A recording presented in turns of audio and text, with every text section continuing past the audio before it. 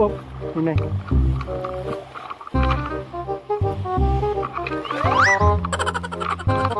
Ay, dungga.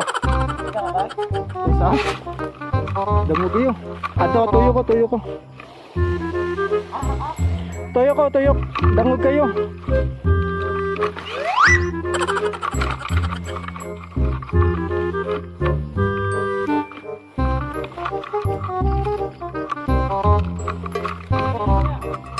Okay. Dungugay.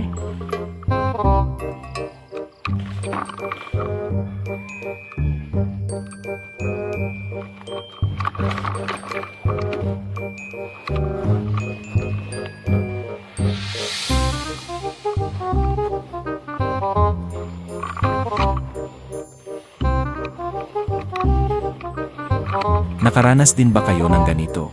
Ang hirap pala umakyat sa maputik at madulas na daanan lalo na kapag basa ang trail.